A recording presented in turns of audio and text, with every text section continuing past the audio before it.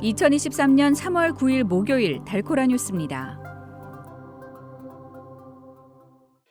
조 바이든 대통령이 10년 동안 연방정부 적자를 약 3조 달러 줄이는 목표를 제시할 예정입니다.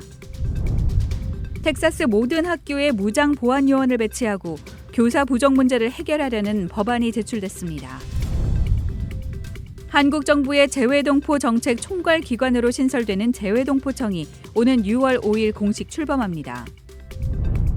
혼인 상태가 아닌 독신 여성의 숫자가 사상 최고로 많아졌습니다.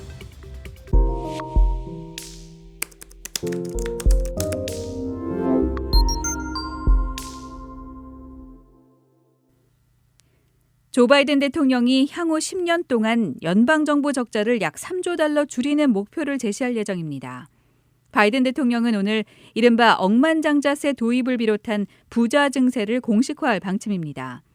카린 장피에르 백악관 대변인은 어제 바이든 대통령이 2024 회계연도 예산안을 오늘 공개할 계획이라고 언급하면서 대통령의 예산안과 공화당 의제 사이에는 거의 6조 달러 차이가 있다고 말했습니다.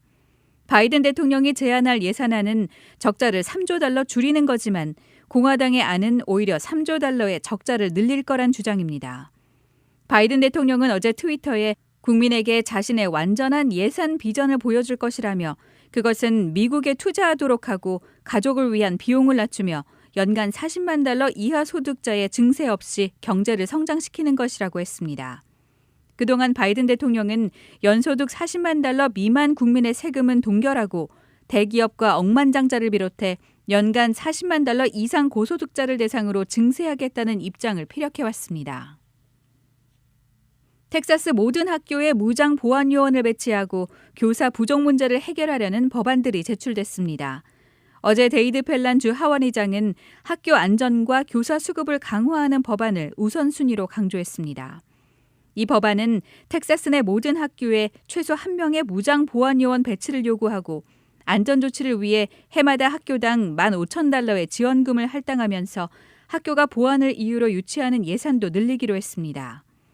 켄 킹 주 하원의원은 이 안전 할당금을 학생당 100달러로 늘리는 법안을 제출했습니다. 이 법안은 교육자들이 정서적으로 불안하고 위험한 학생들을 위해 필요한 정신건강 자원기금의 지원을 늘릴 수 있습니다.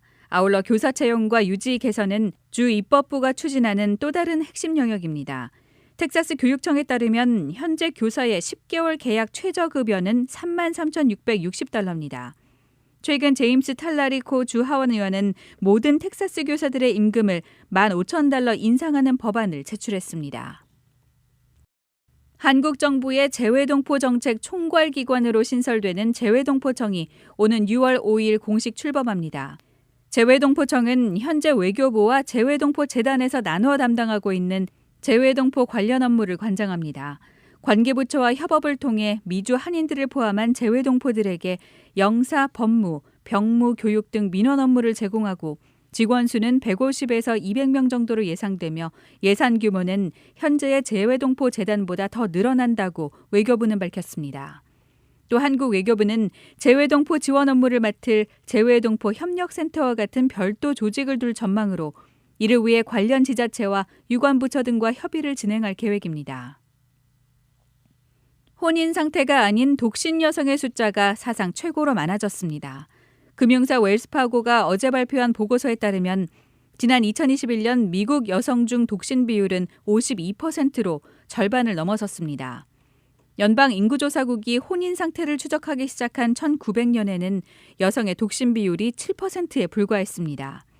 특히 결혼을 한 번도 하지 않은 미혼 여성의 수가 지난 10년 동안 20% 늘었는데 이는 독신 여성 가구 급증의 주요 원인이 됐습니다. 또 결혼 연령도 늦어지는 경향을 보였습니다.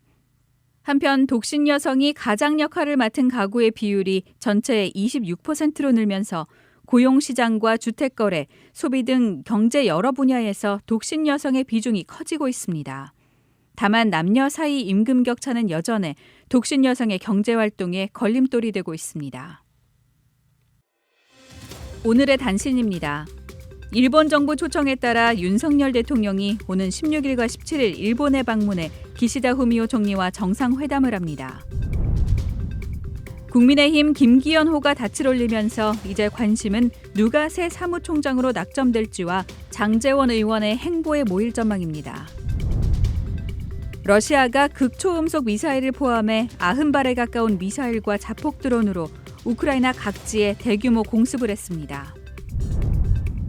로자 오툰바예바 유엔 아프가니스탄 지원단장이 어제 여성의 날을 맞아 탈레반 정권이 여성 권리를 계속 억압한다면 유엔 원조 자금이 줄어들 수 있다고 경고했습니다. 지금까지 3월 9일 목요일 달코라 뉴스의 소피아 싱이었습니다.